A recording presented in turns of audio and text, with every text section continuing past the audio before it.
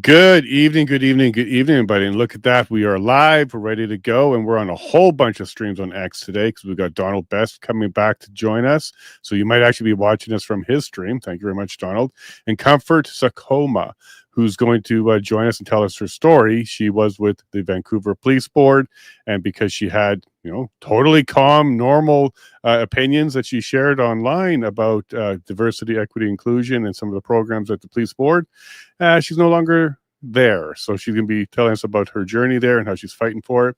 Before we get started, I want to remind everybody, Lavigne Show is hitting the road. So starting tomorrow, we're going to be back on the road. We'll be in Drayton Valley at the Bourbon House Tex-Mex Cantina, and that's going to be with Dr. Speaker.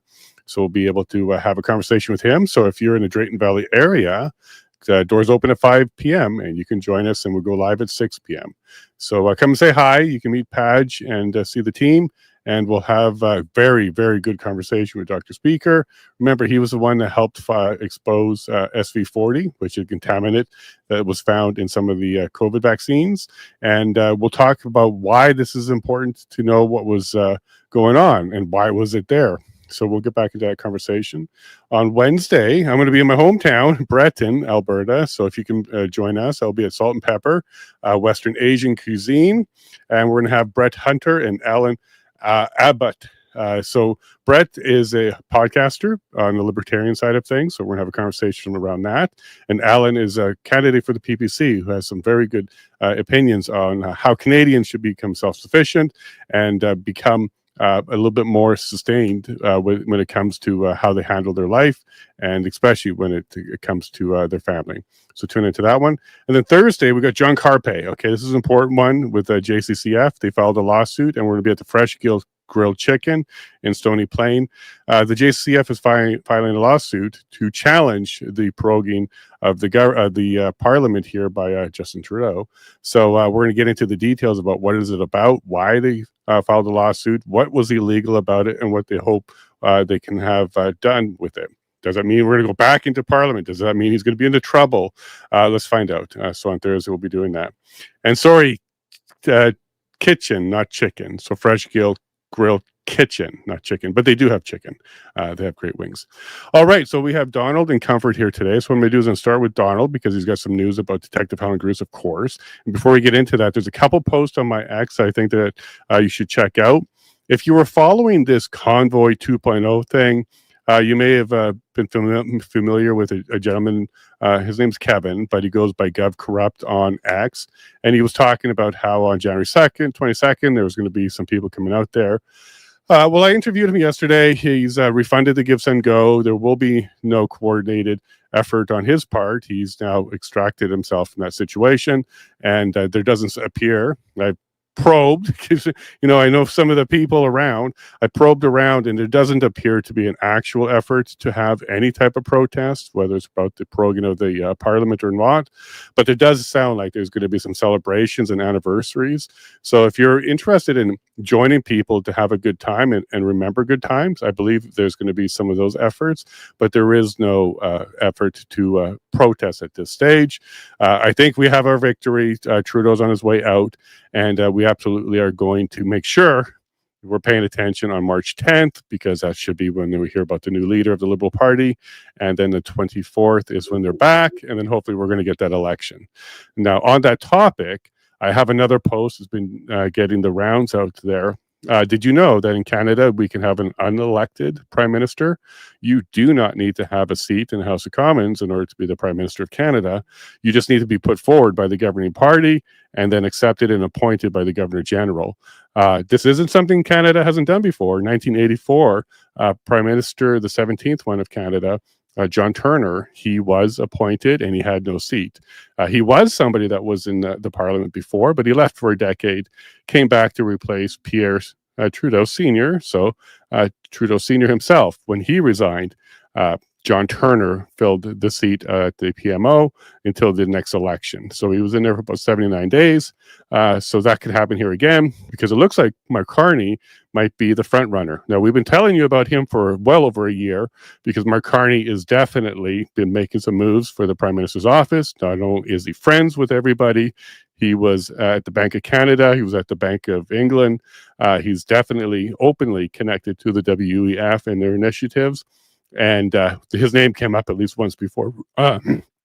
Recently, when it was Chrystia Freeland stepping down, there was talk about him taking over that position. Well, it looks like he's going to put his hat into the ring for leader of the Liberal Party. For a cool $350,000, you too could become leader of the Liberal Party, or at least run for it. And then if you do win that position, you could become the Prime Minister of Canada. Now, we want to highlight this to you because that looks like where we're headed. So Canada may have an unelected Prime Minister for a period of time. Then the next question is, how long? How long? What kind of period of time are we talking about? Are we talking weeks because an election will be coming right away? Are we talking about October 2025 when the next election is already set? Or are we talking even further, because it can be under extreme situations and pretty unprecedented? But if you remember February 2022, that entire month was unprecedented. He could extend it all the way to September 2026, because that's when the Constitution requires an election. So let's pay attention here. May 2025 to September 2026, there should be an election in there. We're not quite sure when. I think it'll be October, because I don't think they're in a rush to have an early election. NDP and the Liberals will be completely annihilated at the ballot box. They may even lose party status. So I do think we're going to see an election, but not as quick as everybody wants. But I hope I'm wrong. So let's pay attention. But I do think Mark Carney is going to win that Liberal leadership. All right, so let's go ahead and bring Don on, and we'll get into some Detective Helen Grus stuff. Hey, Don, it's been a while. Hey there. Hello from Thailand. How's everybody doing over there? I'm good. So good morning to you. You are tomorrow. So what happens tomorrow? Can you give us an update? What happens tomorrow? I lose more money in the stock market tanking. That's what happens, I guarantee. But get behind Carney. You might do well. Whatever he's in, get behind him. I never thought of that. If I became a Liberal, maybe it's a little late now, but I understand their portfolios did very well for the last, decade. No doubt. And actually, that's probably good financial advice, is whatever they do, you should do, because they know what's coming down. Can I start a company out of nothing in a broom closet and order, $500,000 worth of protective equipment and get paid for them double? Can I do that? Well, there's a reason why we have you in Thailand. We're getting ready for something, aren't we? Well, amazing. Just amazing. Well, welcome back, Don. Well, thanks. It's great to be here, and just amazing things happening in the political scene in Canada and, of course, the United States, and in Ottawa, where the trial of Detective Helen Grus is continuing. The internal, the internal kangaroo court, the fix is in trial continues Tuesday morning, 9:30 a.m., and you can see it because the link is posted live now. Now, the Ottawa, that's posted on my Twitter account, at DonaldBestCA, and also on the Ottawa Police, and lots of people are retweeting it, re-Xing it, whatever it's called now.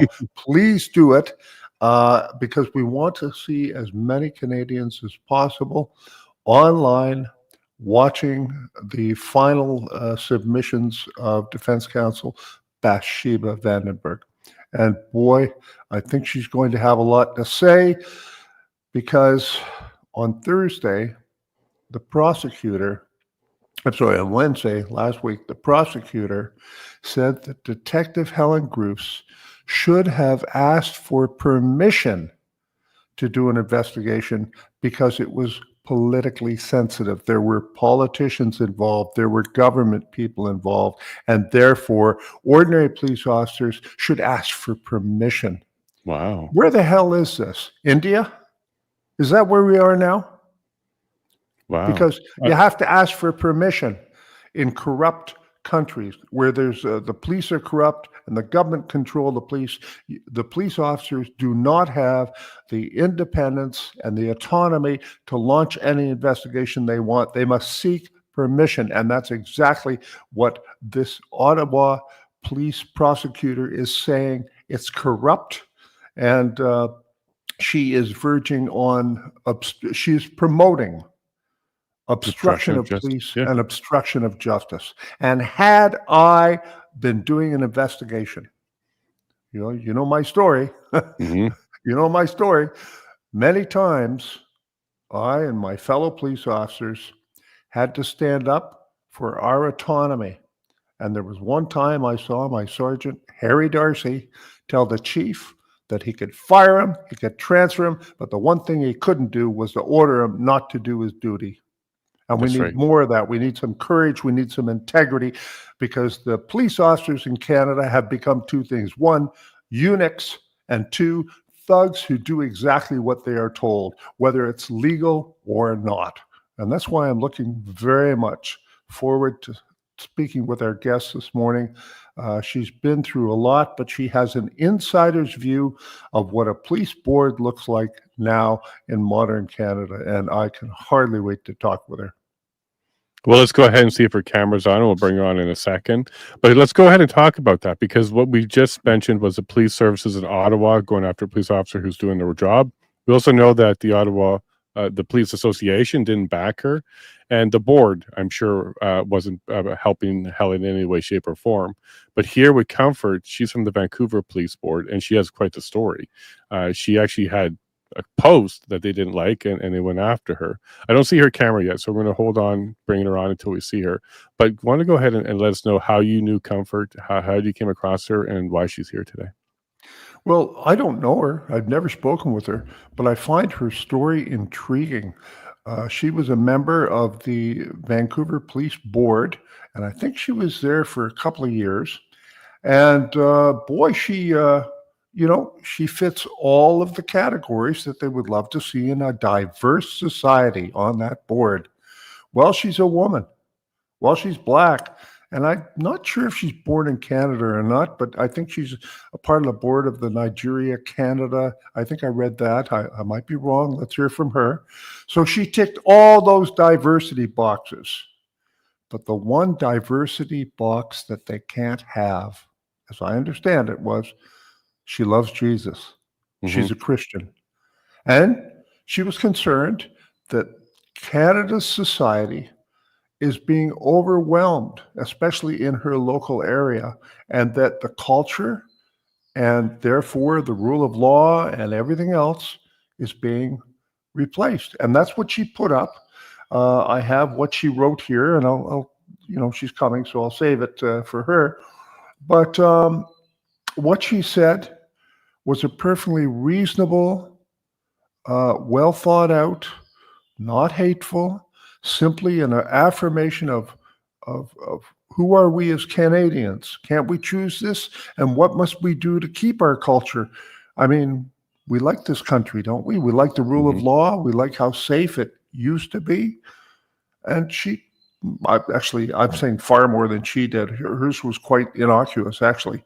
And for that, the mob turned on her like a pack of wolves. They can't have that. And that's what, as I understand, is the big story that happened to her. But I'm interested in the details. I want to know how long she has been in Canada. Was she born here? Is it she's just her heritage, or did she come as an adult or a child? I don't know that. I'm really anxious to see what her route was to the police board, because that's a very responsible position, and they don't let just anyone in there. So I want to know how she got from where she was to the police board, and then her story. And that's exactly what I want to know. So I saw a bit of her there, but she's Yeah, gone now. it looks like we're setting up. I guess she's getting her lights together, so we're almost there. Is there any way for you to share that tweet or that message, or maybe just read it to us while we wait? Well, I'll read it. Yes, okay. So she said, "I'm going to get very vocal." Okay, this may not have. Yes, okay. I'm going to get very vocal about things happening in Canada, and I'm okay if that upsets some people. Frankly, it shouldn't upset anyone, because if you've moved to Canada because it was a better option than your country of origin, then you should want Canada to remain excellent. Part of that process is understanding what made it great to begin with and working to protect that. Years ago, I warned that Canadians were losing the ability to define what it truly means to be Canadian. Take 10 random people off the street, and we can't identify a common food, sport, or pastime that unites us.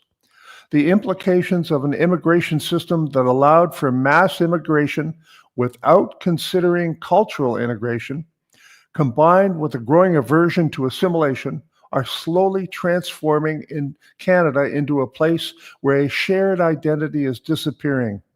I don't recognize my country anymore. The friendly smiles, courteous service, and even the simple sorry when someone bumps into you, traits that used to define our culture, are now fading away. What a fabulous, fabulous statement.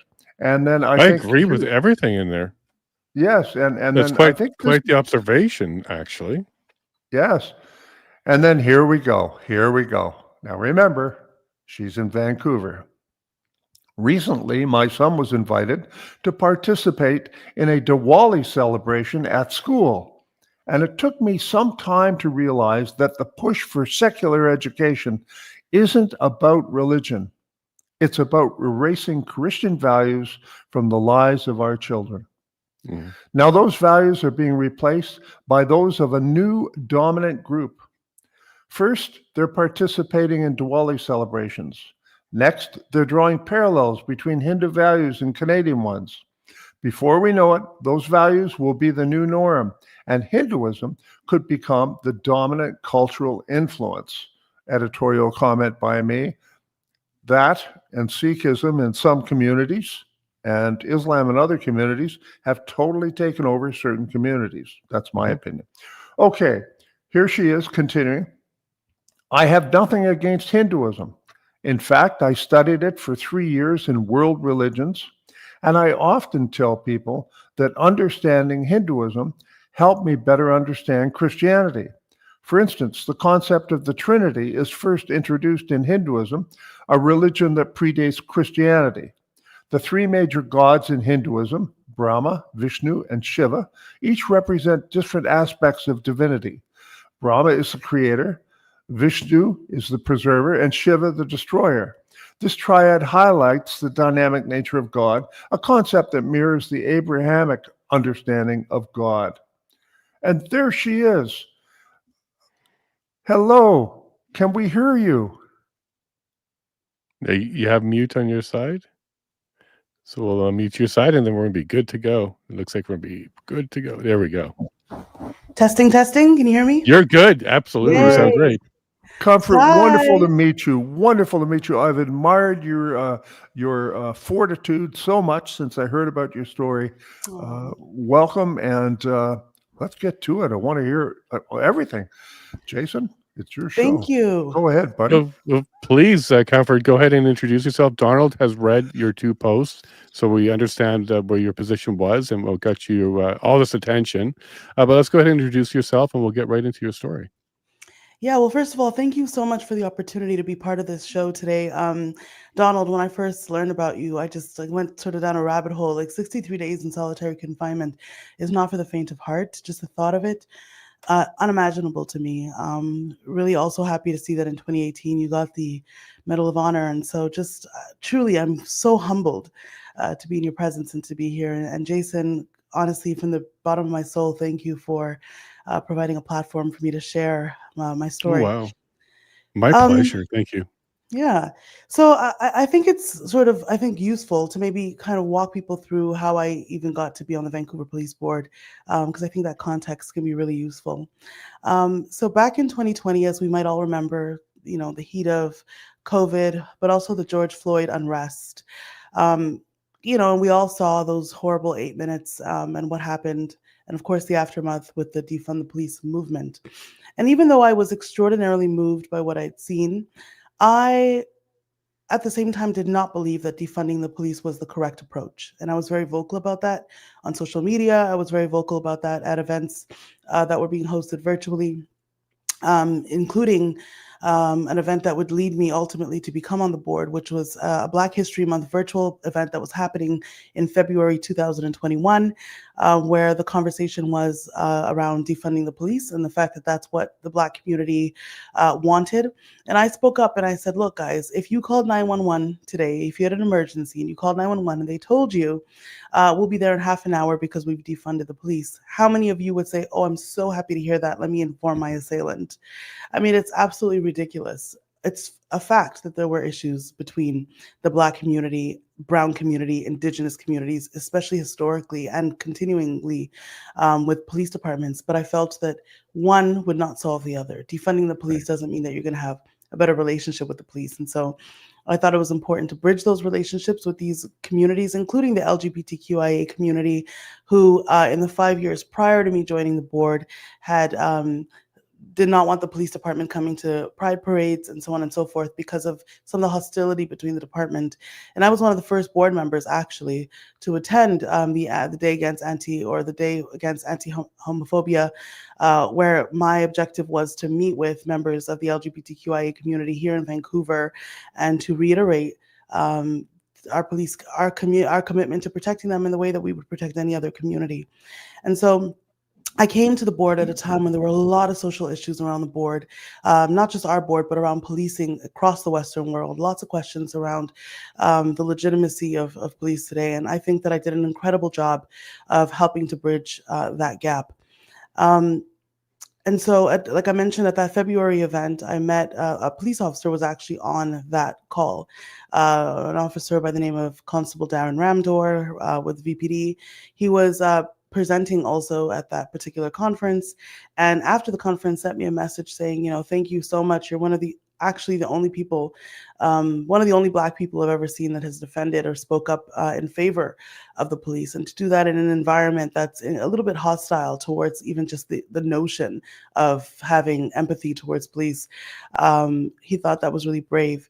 And he therefore invited me to participate in what's called the Citizens Police Academy, which is a 6-week program you attend once a week, and you get to learn about, in this case, the Vancouver Police Department, how it works, how decisions are made. And it was such an eye-opener. I honestly encourage as many people as possible to participate in such a program, because it really provides a bit of perspective as to the difficulties of making split-second decisions in some cases for police officers.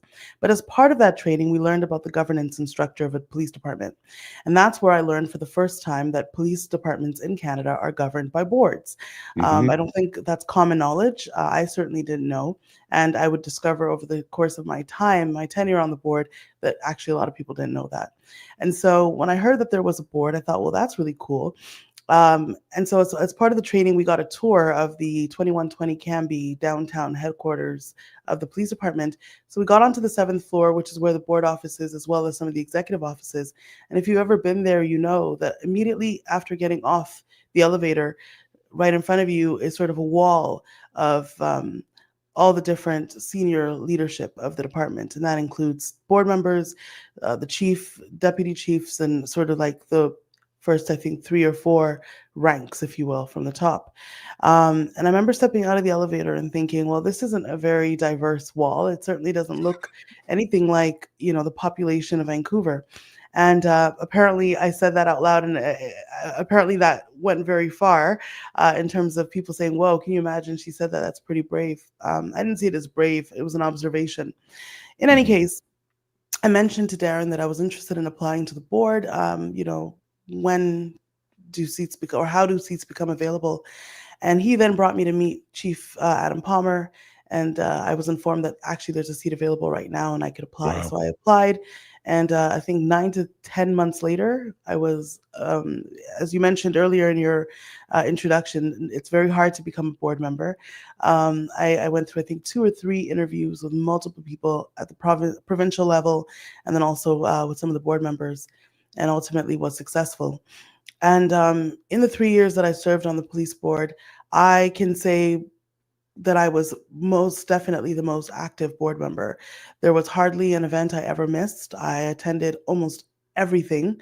In 2022, I spent 7 months in hospital with my pregnancy.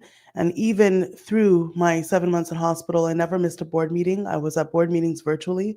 While my baby was in NICU for 4 months, on one particular day, left my baby and went all the way to Victoria in order to honor some of the police officers that had died and to pay those respects. And so I was basically for 7 months shuttling my board responsibilities and um, being a new mother and going through surgery myself. And the reason why I felt so compelled to participate in spite of my own medical challenges was because I felt a sense of duty. When you have the opportunity to represent or to be the voice of so many people, because I didn't just see myself as speaking on behalf of the Black community. I have a lot of Indigenous friends. I felt that I could speak very strongly on their behalf because at the time we didn't have an Indigenous representative.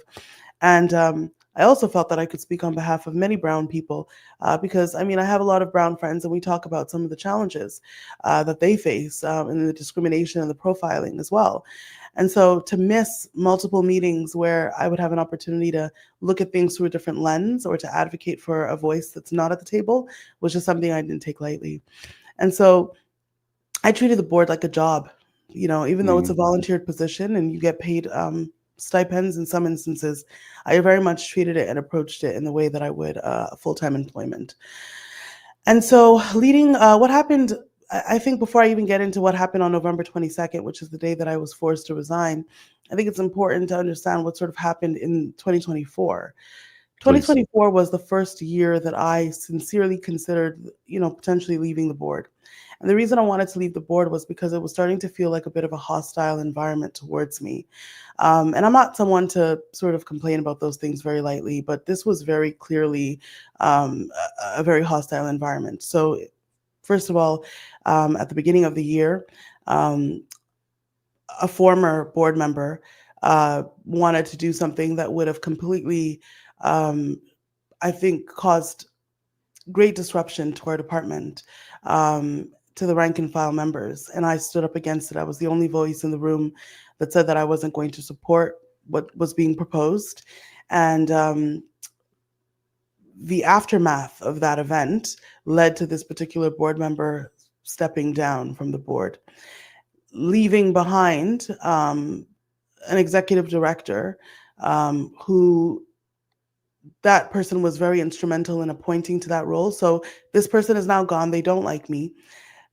They've left behind an executive director who is beholden to them because they got them their job.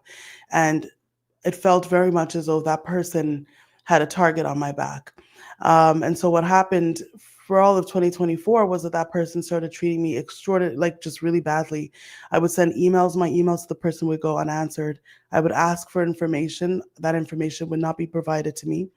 That the executive director would refer to other board members, who were chairs of committees, for instance, and say, if they were writing to the chair of the finance committee, they would say, dear chair. But if they were writing to me, they would say, dear comfort. And so just really going out of their way to let me know that they didn't like me. And I reported their behavior multiple times to the board chair. I reported their behavior to the province in several written emails. And not once in the 7 months that I sent emails was that person called to order. Not once was I even brought into a room to say, hey, Comfort, you know what? We hear what you're saying. We are right. We can recognize that what this person's doing is not right. Not once. Where the straw broke the camel's back was when the person reporting to that executive director, so their immediate direct report, started to gather evidence about the fact that this individual was now starting to bully her for her unwillingness to join him in bullying me. Right. And so because she was unwilling to do some of the things that he was doing to me, he started to hate her and started to bully her. And so she started to document the ways in which he was bullying her. And all of that evidence was so overwhelming. She presented it to the chief of police and the chair of the board. And one short week later, on the same day that I was asked to resign, he was also, his contract was also terminated that morning.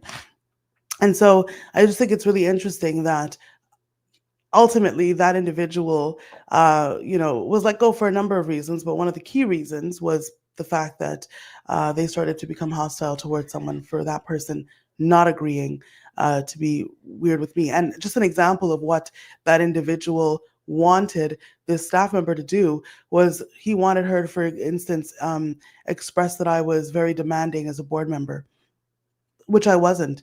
That's a My prerequisite, though. That's something you should be.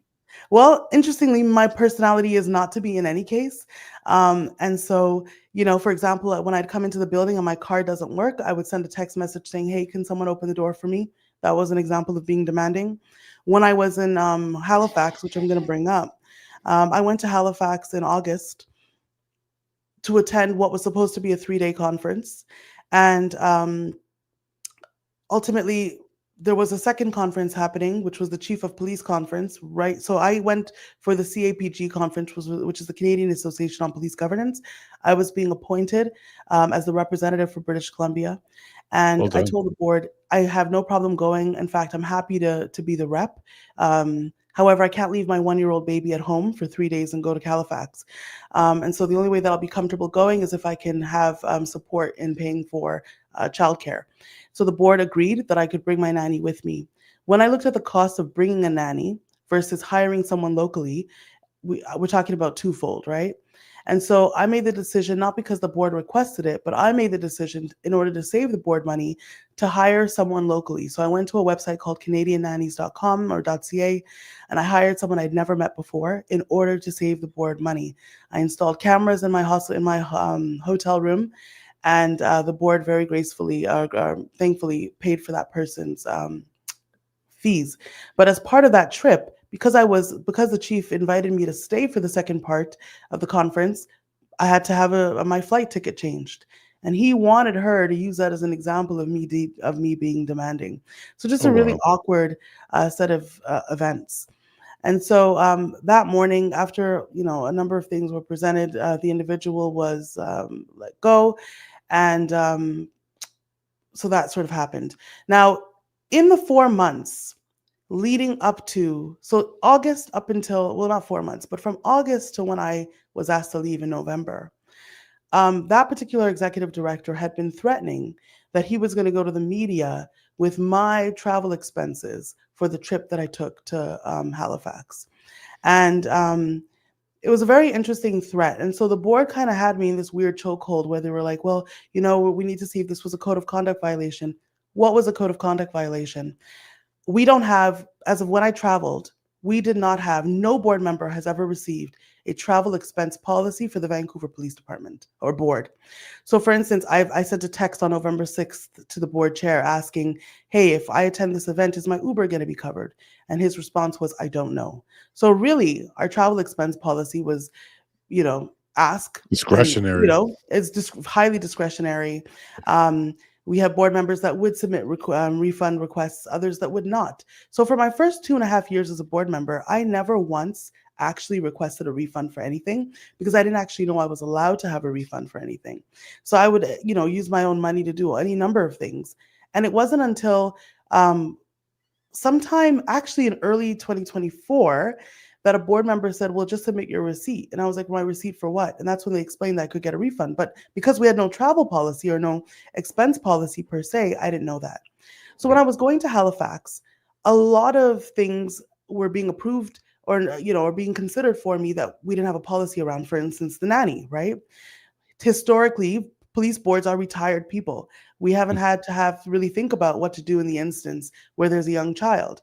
And respectively, because there are only 2 women on the board, one of which is not currently necessarily childbearing, oftentimes the men on our board who have younger children have a partner that they can leave the child with. I am the partner that you would leave the child with. And so there were considerations that had to be made for me that we've never had to think about before as a board. And so when I was leaving, the attitude was, you know what, go do what you need to do. And when you get back, we'll go through everything and we'll let you know what we're able to cover, and what we're not able to cover, you're going to have to pay back. So as an example, because of the change in my trip from being about 4 days to 7 days, I didn't have enough clothes, right, to stay for the entire trip. So my first thought was, okay, I'll have the hotel do laundry services. And the hotel told me that the minimum time to bring back my clothes would be 2 to 3 days. So that Oh, wasn't wow. an option. The second option was, okay, can I get someone to go to my house and pack up my stuff and send it to me? Well, you can imagine the logistics of trying to ship clothing from Vancouver to Halifax in essentially the same day. Mhm. So the only option was to go to the store and buy some clothes. And as an example, one of the events that I was now going to be attending was a gala night, right, where everyone had these elaborate ball gowns. I didn't bring anything of that nature because I didn't plan to go to a gala. So I went and I made those purchases. And so the question then became, what part of that? Will the taxi that I took to go buy those clothes be refunded? Of course, I paid for the clothes on my own. So I made my expenses. When I got back, we sat down, did our plus and minuses. I was told, okay, Comfort, you need to pay this amount back.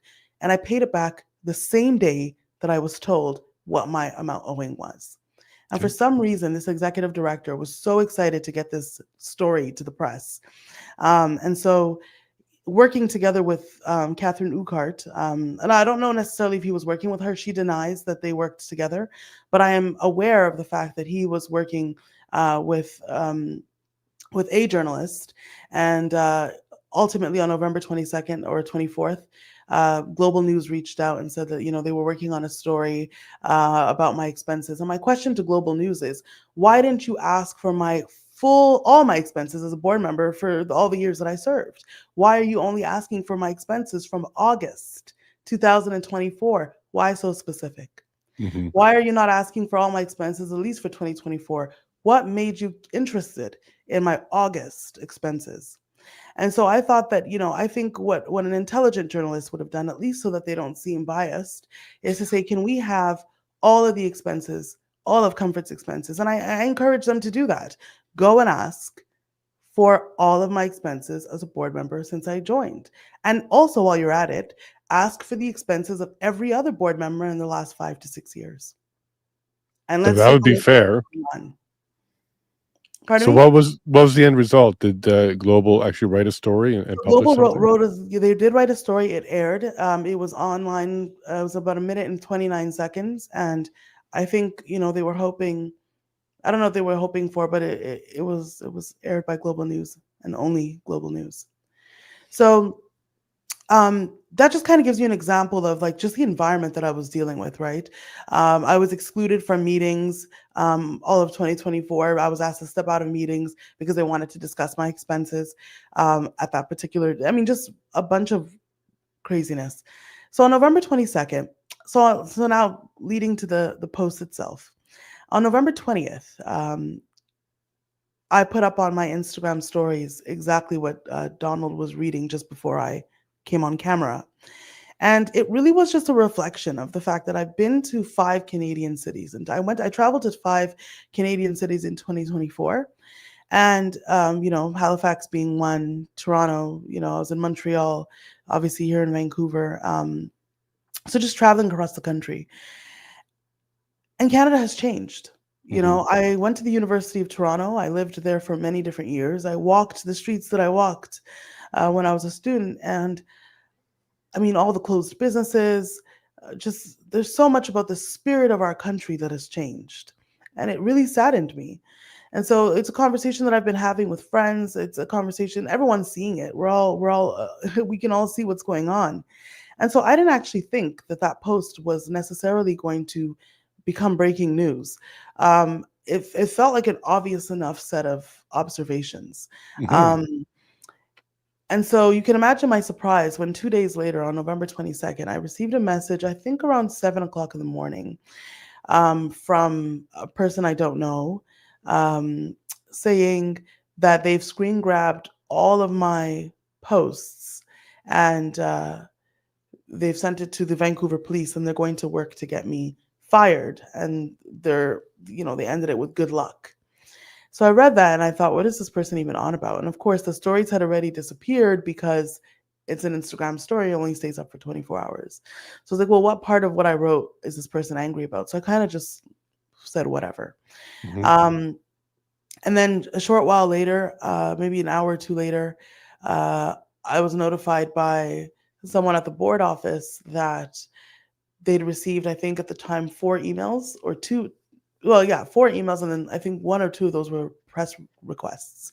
But they'd received emails asking for me to resign, that what I said was absolutely abhorrent and um, is not reflective in their view of what someone who serves the public should be saying. And so, obviously, in due time, I saw that it was put up by on Reddit. I saw that a journalist that I'd never heard of until then, Jazz Johal, had not only put up the statements, but had reinterpreted my statements. So, for instance, Mhm. he suggested that I was angry that my son participated in Diwali celebrations. Um, People are saying that I said that there are too many Hindu people. I mean, people took what Donald read and took it to a place that I really was shocked by. And so later that afternoon, I got a text message from the chair of the Vancouver Police Board, Frank Chong, saying that he needed to speak to me urgently. Um, when he and I spoke, he essentially asked, he asked for my resignation. I sent an email resigning, and when we spoke on the phone, I asked him, I said, "Did you read what I wrote?" And he said, "Actually, no, I haven't." He Wow. was at the time taking his son for swimming lessons, and so he said that he hadn't read it. Um, and so I was really surprised that he could have such a strong opinion on something he had not read. And to be honest, because so many people were so angry with me and I was receiving horrible messages and death threats and all kinds of things to my inbox, I actually deactivated my Instagram. I deactivated my LinkedIn is still down. I need to put that up. But I deactivated so much of my social media just to avoid having to hear a lot of the horrible things that were coming at me. I wanted to protect my mind, protect my energy. And so for 2 days, I kind of buried myself in the couch. I was so sad, um, mostly because I felt that my words were being taken out of context, but also because it just felt like everything that I'd worked so hard for in terms of building a good name for myself had just completely been obliterated overnight. Yep. And so at some point over those 2 days, I spoke to my mom and I told her what had happened. I said, this is what's happened. So if you Google my name now, there's just like I'm like the most racist person out of Canada, apparently. Um, and my mom said to me, "Comfort, is that why you're sad?" And I said, "Yeah." She said, "You better get up, go take a Mm. shower. Everybody that has emailed you, any media or press that wants to talk to you, you go talk to them. You defend yourself. Don't let anybody define who you are. Don't allow anyone to bully you. There's absolutely nothing wrong with what you said. You spoke the truth and go defend it." And so my mom gave me the courage in such a powerful way to kind of say, okay, yeah, actually, what did I say that was actually bad? I said my son went to Diwali, and as part of that, I realized that the fight against religion in schools has nothing to do with religion. It has to do with Christianity.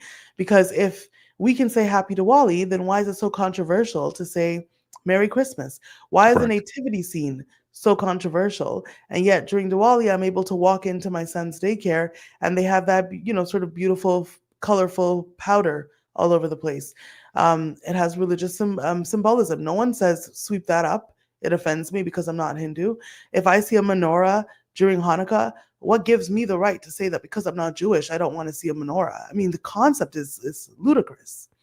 And so, you know, um, I went over what I wrote, and I was even more compelled that, wait a minute, actually, there's nothing wrong with what I said.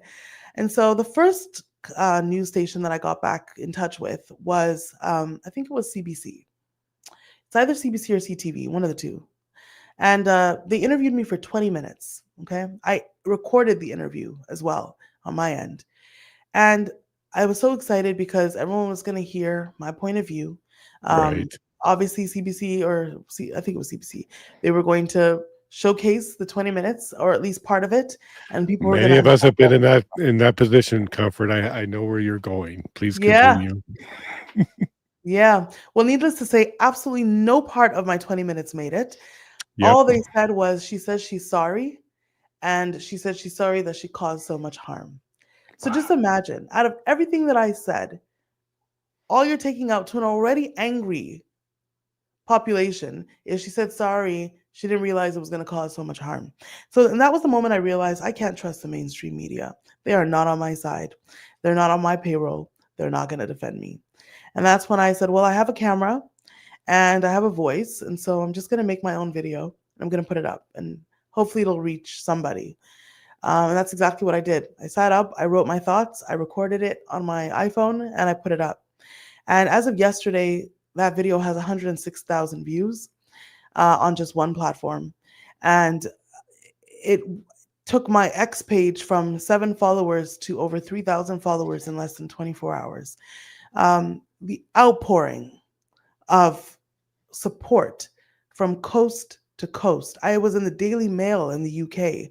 I was featured by Chinese Canadian newspapers that were standing up and fighting for me. The Archdiocese of Vancouver, BC, I mean, from religious publications to publications worldwide, including the UK and Australia, were carrying this story, and it was in my favor. It was a story of a woman who was persecuted essentially for sticking up for Christianity and for saying that I don't think families should be torn apart just because parents struggle with things like gender transitioning for their children.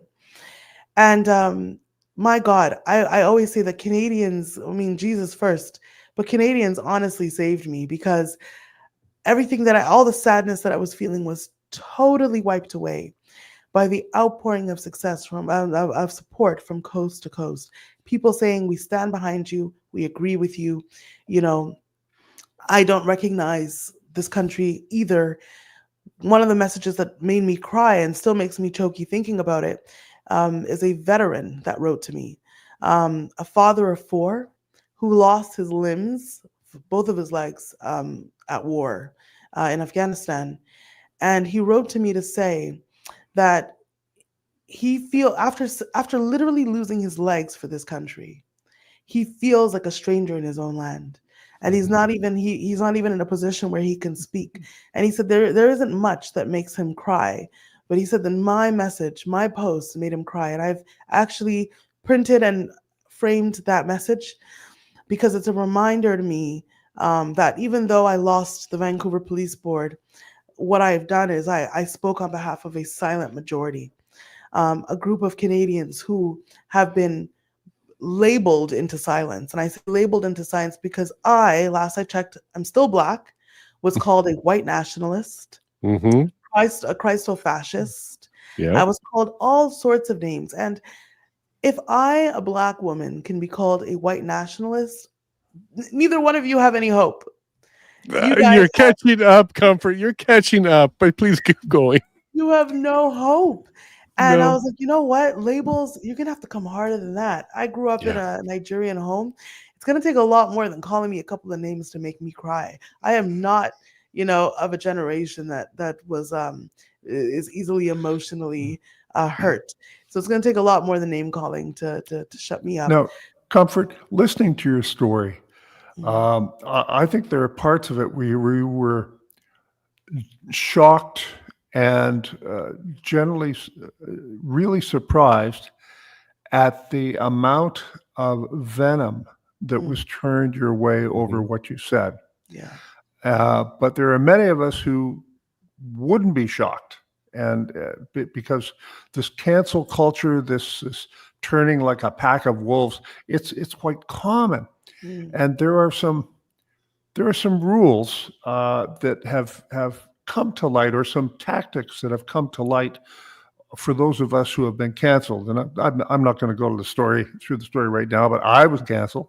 I was canceled by a university, by Shoppers Drug Mart, by Loblaws. I'm canceled for what I said, what I believe, what I did, who I interviewed. But one of the rules is sort of never apologize, because you didn't do anything wrong. So don't say the words, I'm sorry, I apologize. Yeah. And the other thing is, I wonder, do you regret resigning in the moment? Because you got a phone call, you got all this hate coming out of you. Do you regret resigning? Should you have stayed? Would you have preferred to have stayed now that you look back? Yeah, I think if there is one regret, it is that I resigned. I didn't realize I had a choice. I think that's an important point to make.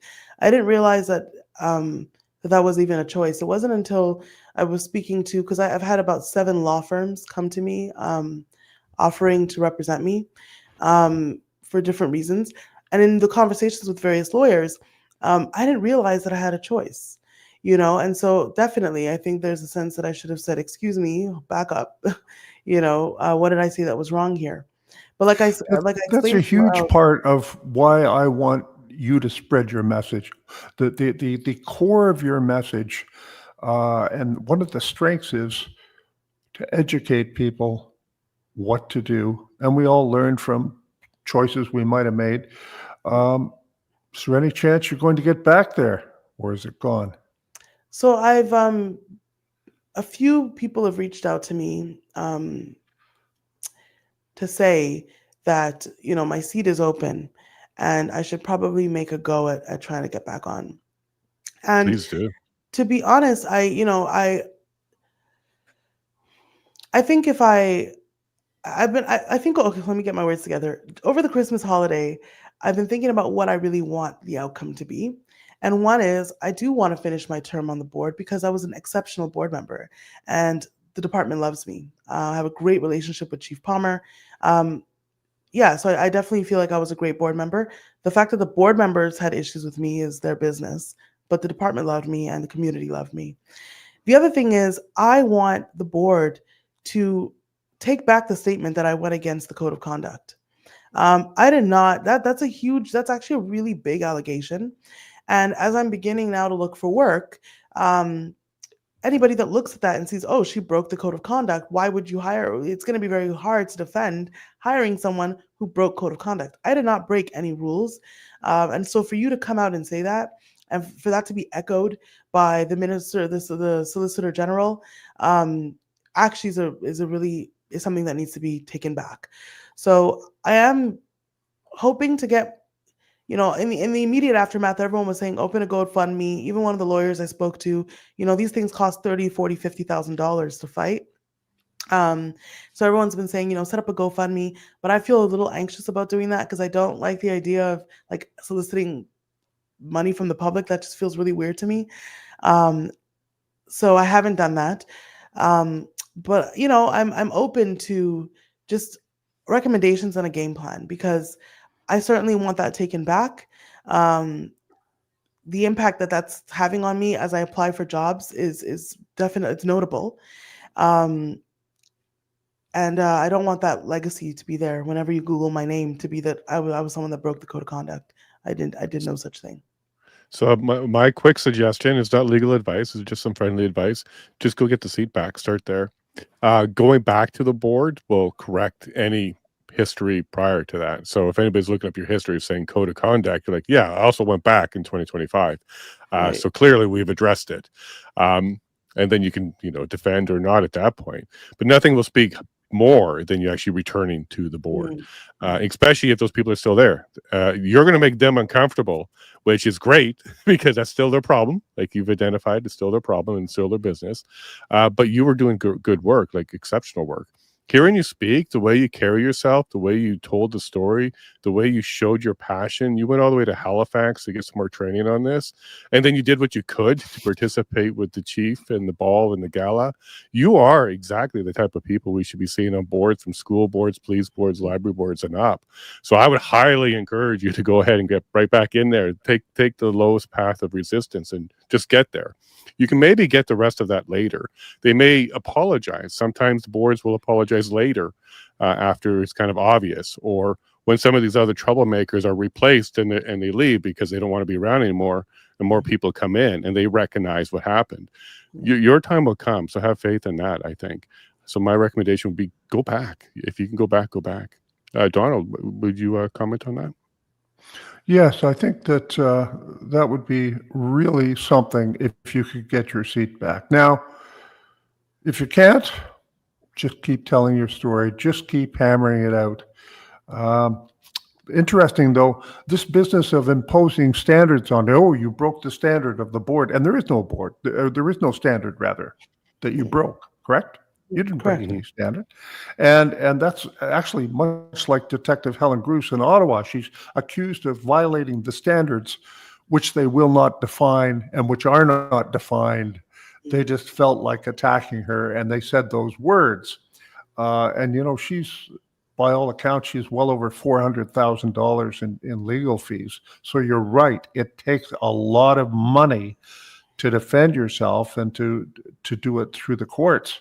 If you can get that seat back, if you can have some public support there and keep telling your message, that would be really the best thing. Plus, you're raising your profile as you're doing it and getting your message out there, because trying to get your seat back is so controversial in a controversial story.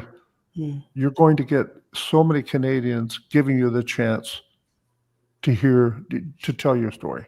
I think that'd be great. You're 100% right. I'll definitely reflect on that coming out of this call today. I would encourage you to. I do have a couple of questions about your history. So one of the things we Yeah. weren't sure about is, are you? Well, we heard you had a Nigerian household, and my wife's Nigerian, so I understand what that means. No So pounded way. yam, yeah, pounded yam and some other stuff. She's from Kaduna, so yeah, She's a I kind of northerner. get I'm a that. northerner. That's incredible. You don't find a lot of northerners outside of Nigeria. I have to meet your wife. You're going to, and her accent is going to get thick as soon as you do this. That I is know it for awesome. sure. But my question is, are you born in Canada, or were you raised in Canada? Can you tell us a little bit about your heritage? Yeah, Ray. So I came here when I was 5 months old. I was born in April. We got here in November. So my dad was already here. He was doing his PhD at McGill. So he was going back and forth between Nigeria and Canada. And once our permanent residency was ready, then my mom and I came. So we flew in, I think, to Buffalo first, because you had to get your PR stamped outside of the country. So we Mhm. had our PR stamped in Buffalo, and then we came in to Quebec through the border there. So What we time of came year? December. We came literally Oh, November, winter. Yeah. Okay. Montreal So you, in winter. I mean, my mom tells the story. It's so funny. So it was her first time flying. This is like late 80s. It was her first time flying. Obviously, there was no internet, so she didn't know anything about Canada. Obviously, my dad met us with like like snowsuits and all that. But oh my goodness, she's like, nothing prepares you. I mean, in today's day and age, you can learn, you can watch YouTube videos and prepare yourself. But I always think about what this 20-something-year-old woman who left Nigeria in the 80s and came to Canada in the middle of winter. God, and in Montreal, oh, what a way to c'est come bon, in. c'est bon. No kidding. And my wife just reminded me it's her 21st anniversary today of coming to Canada. So she came in Wow, January, and the look at first thing that. she did was buy boots because it was winter. So she had to buy boots because she didn't Yeah, come with any. But yeah, I you're going to see can't her soon. explain. Huh? You'll meet her soon. She'll be on in the No, back. that'd be amazing. I can't explain how exciting it is that she's from Kaduna. We're neighboring states, and Mhm. she'll tell you that it's very common to find people from the south in Nigeria, but from the north and in Canada, but from the north, it's almost you never do. So I can't believe she's like my neighboring state. That's so cool. And then, yeah, Paula's getting herself ready to come join us in the back soon. So she's looking forward to it already. She's chatting there. So Uh, that'll be great. So before we run to the back end, because we do still have a few more minutes for the public here, what are you doing with your show? Can we talk a bit about your show? Because you have your oh, report. yes. So what are you doing with that? Where can people find you? And where would you like to see that go? And I'd be happy to help in any way I could. Well, that's really kind of you. So the Comfort Sakoma report essentially is going to be is a show that's just focusing on cancel culture. Initially, Yes. initially I was gonna be more of like a political commentator, but like I feel like there are enough people doing that and doing it really well, and I will from time to time make comments where I think it's necessary. But what I really want to harp in on is cancel culture. It is absurd, and the amount of people that I've met in the aftermath of what's happened to me, who have been out of work for 5 years. Um, you know, I think it's just something that we cannot allow as a society, and where I think it's most sad is that oftentimes when things happen like what happened to me in November, there's so much noise around you, right? And then by the time you get to January, like everyone's forgotten you and everyone's moved on. Mhm. And for the person dealing with that, if you allowed yourself to get up on that high of like everyone supporting you, it can be quite the crash when it's suddenly very quiet. And so what I'm hoping to do is kind of dig up the stories of folks who've been canceled, who've lost what they were, spent their whole lives building, and try to just honestly, in a very humorous way, um, shed light on just how ridiculous the entire concept is, and how do we begin to help these people re-enter society. You know, the idea that because I stood up for the Canada that I grew up knowing, that I'm now going to struggle to find work. I've been kicked off this board. You've got people who think, all kinds of things about me. It's not acceptable. So the report is about cancel culture. And cancel culture, someone said, and I laughed because it's so true. They said cancel culture came for the right person. That's me. I'm excited because I actually want to see where you go with this. I want to check out your show and Yeah. how perfect of a topic, because this hits a lot of people. And what you saw there was, even without a reason, they'll do it. So you had your chair. I think you mentioned they didn't actually read the comment. They're just responding and asking for a resignation. Mm. You're seeing how quick it can happen and how unjust it is, because Right. you would have presumed, like the rest of us, you're innocent until proven guilty. Yeah. At least tell me which line upsets you Yeah. as somebody I have to work with. But they won't even do that, because frankly, what you've done is you went against the narrative, and right. that's what you're learning. The cancel culture comes to those who goes against the narrative. They don't That's right. care what color you are, what your background is, Mhm. how rich or poor you are. They actually, Mhm. that intersectionality chart flies right out the window Yeah. if you attack That's the right. narrative. The narrative is what's going to be getting you here.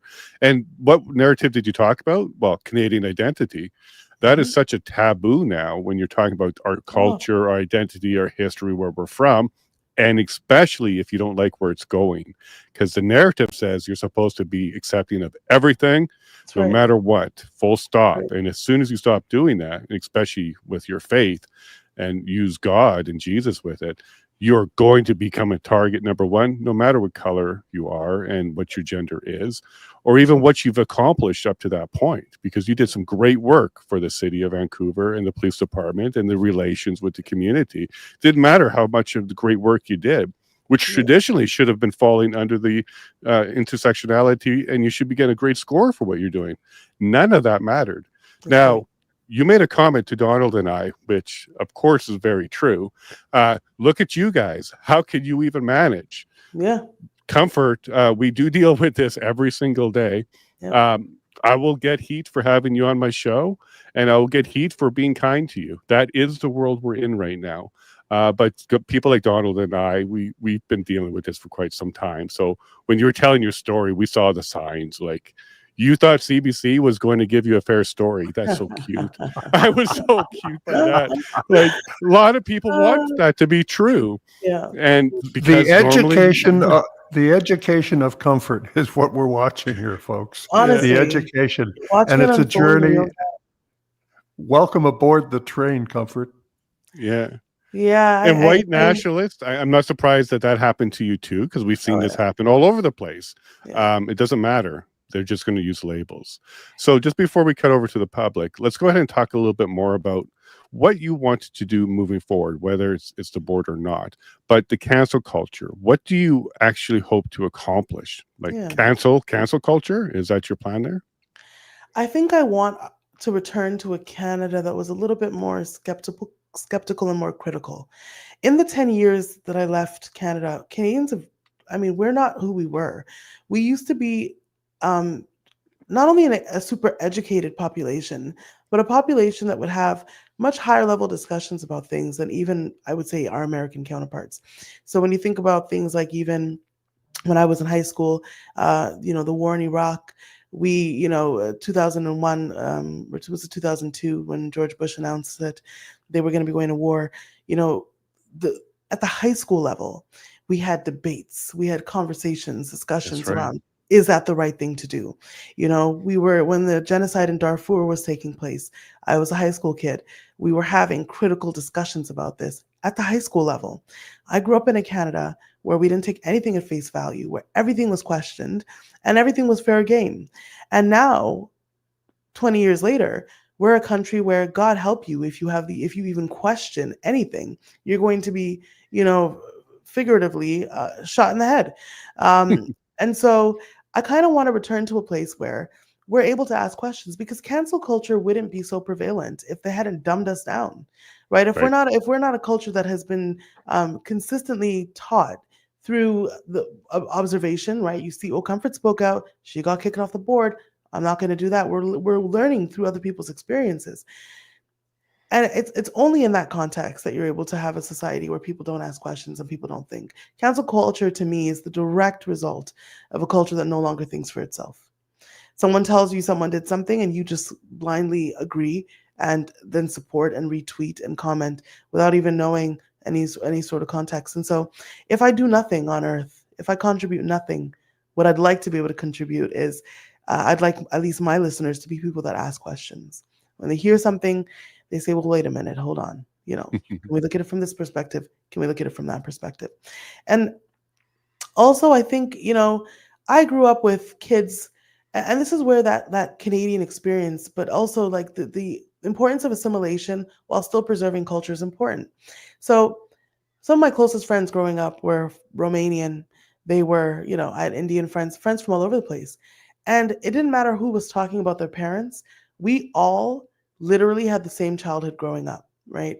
So the idea that we had tough parents who expected like good academic results and, didn't, expected us to not be involved in certain things.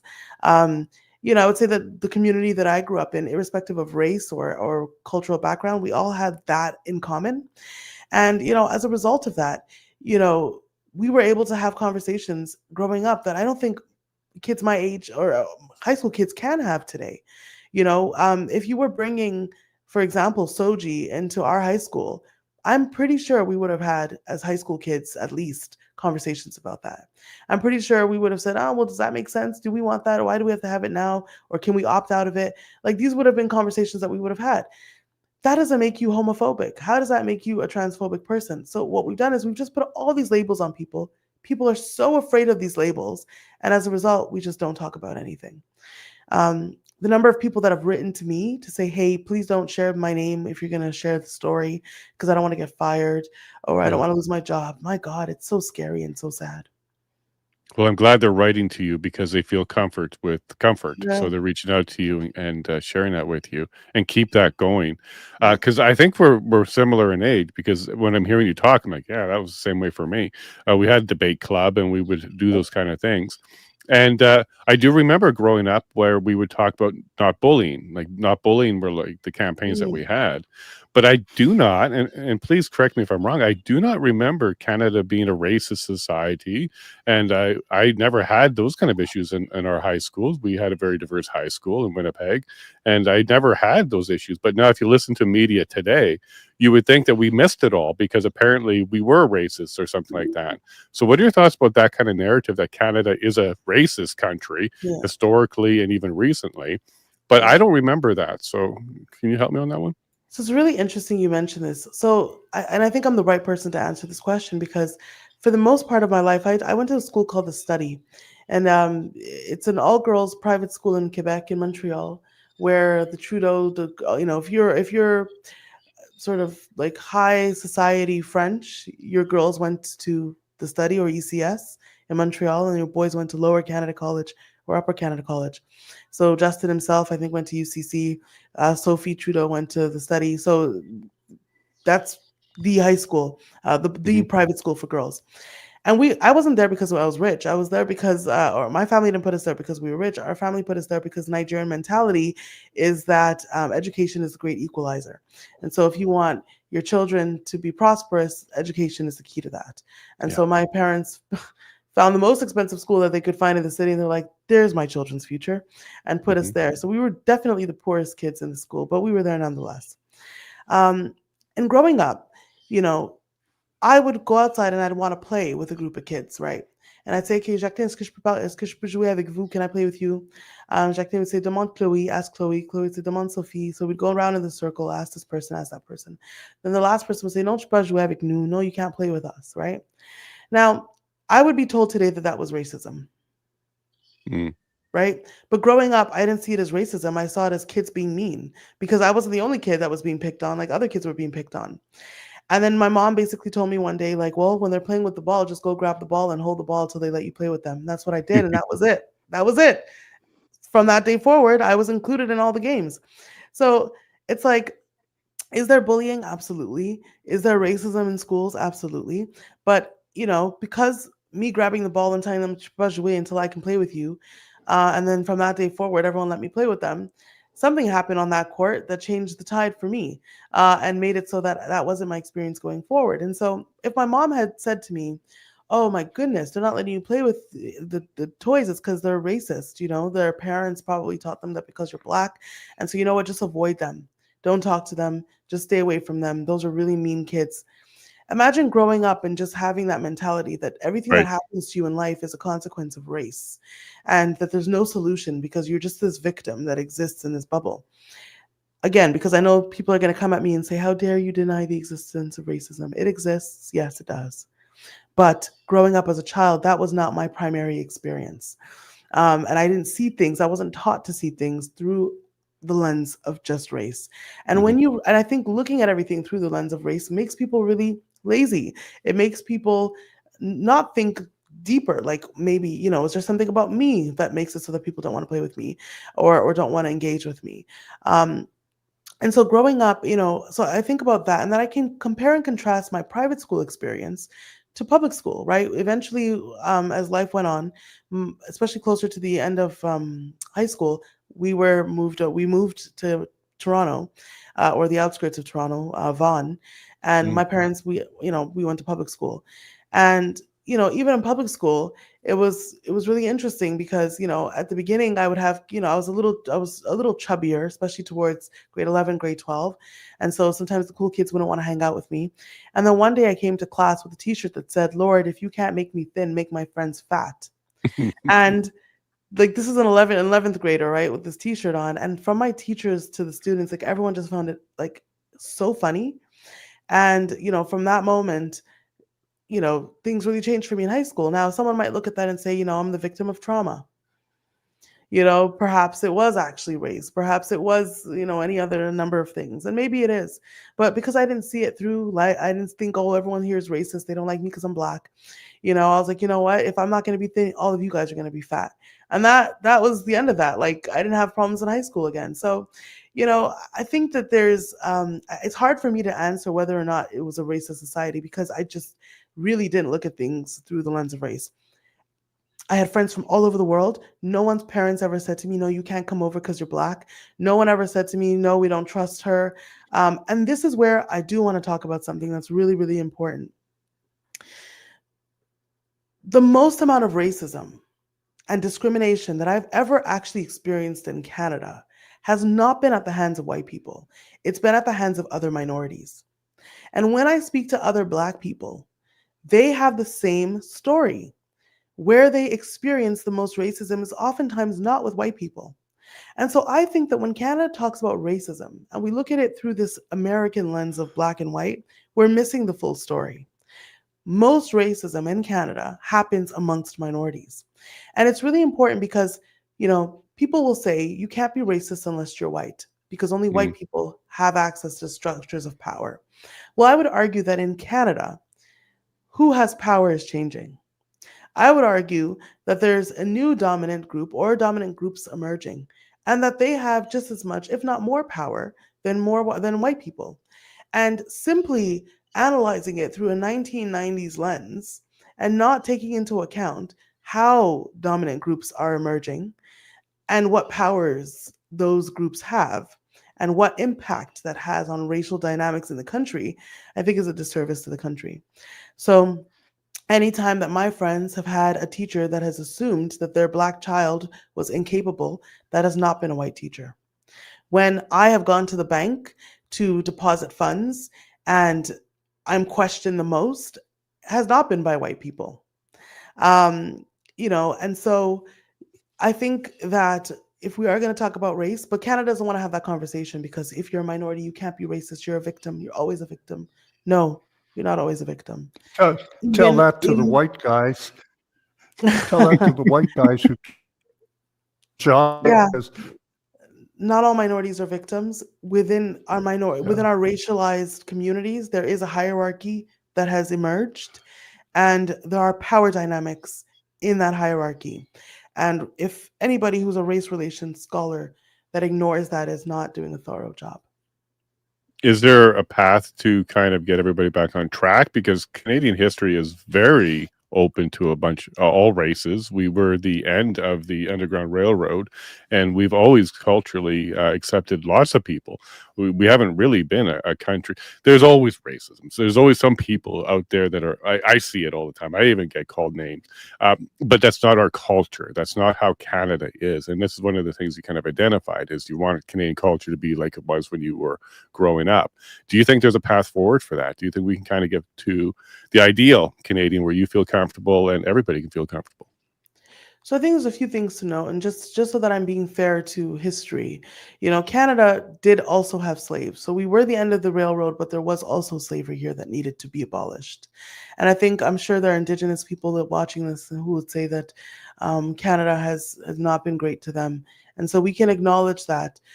But I get your larger point, which is that in being a welcoming society, because we have been a welcoming society, for the most part, we've not necessarily experienced racism or we didn't have the Jim Crow South, right? We Mhm. didn't have the equivalent of some of the legislations just south of the border that very openly made it so that certain groups couldn't participate in everyday society. When you talk about how can Canada get back to that, I think this is where my conversation around assimilation matters most.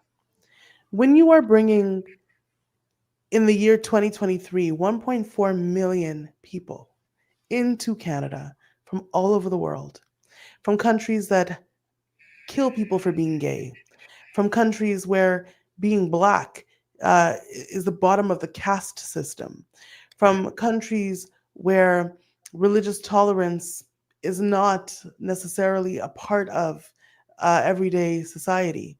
When you then bring 1.4 million people like that into a space and you provide absolutely no orientation, right? We had Frosh Week orientation just to go to university, Mhm. but we don't have cultural orientation to come to a new country. I Like love you. every organization on the planet, right, puts you through a period of understanding our history. This is Walmart. We were founded by so and so. Here are our programs. Here's how you access it. It's necessary. Why? So that everybody's on the same page, so that you can hold people accountable. Because if you haven't put people through orientation, how do you hold them accountable for having information? Right. So, on the one hand, I don't even blame some of the newcomers because they haven't gone through any sort of orientation. They haven't gone through a Frosh Week to be able to understand where we are as a society. They're brought here, they're told, well, go ahead and mingle. And what ends up happening? Humans form cliques, right? Mhm. So I feel safest with people that look like me, that sound like me, that have my beliefs. And ultimately, what has happened is we have all these people in this country from all over the world, many from places where they have very different ways of life.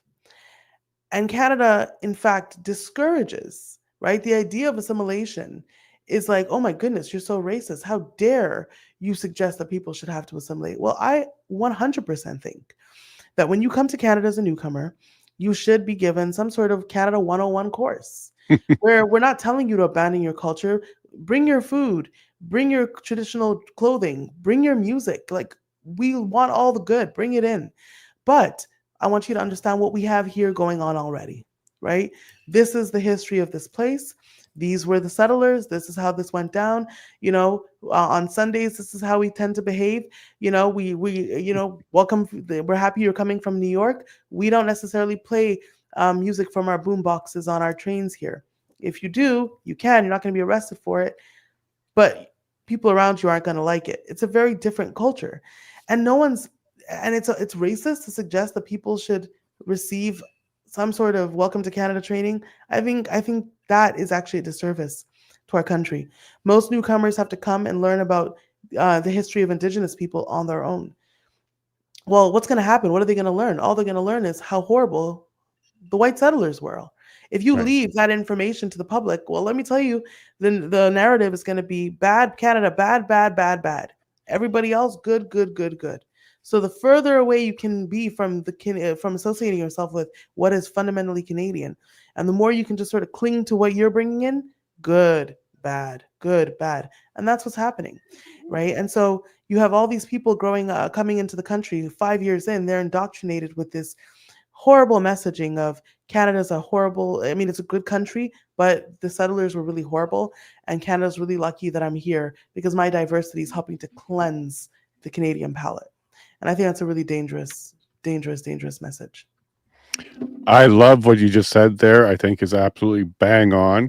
And we were in a spaces not too long ago. I think it was on Sunday where you popped in, and I was being asked questions about immigration and whether or not we should be not so much pandering, but whether or not we should be focusing on new Canadians when it came to running a campaign and trying to get the PPC some support.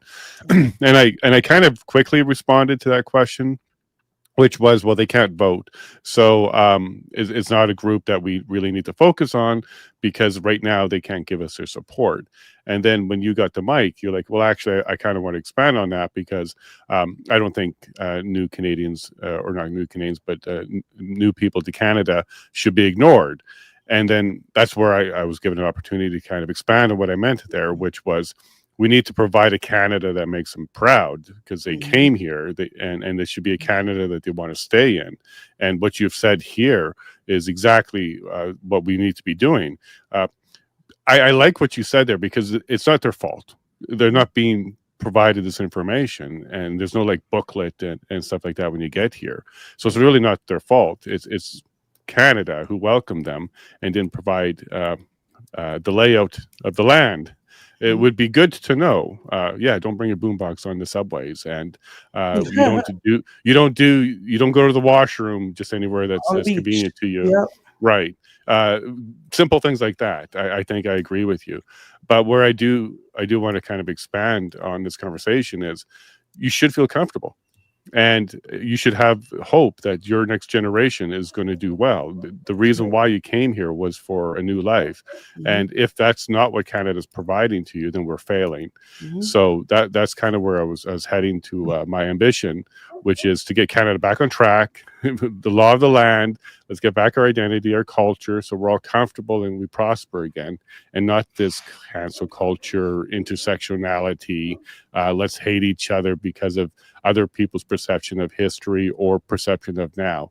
So I'm hoping we're headed in that direction too. Yeah. And yeah, sorry, I'll pass it on to you, and then we'll go and hang out with our wife, my wife in the back in a bit. No, I couldn't agree more. And that's why I said it, people need to feel comfortable to bring their food, like bring your culture, right? I always joke that I grew up, my mom would tell us, like, when you leave the house, you're in Canada, but in this house, it's the Federal Republic of Nigeria.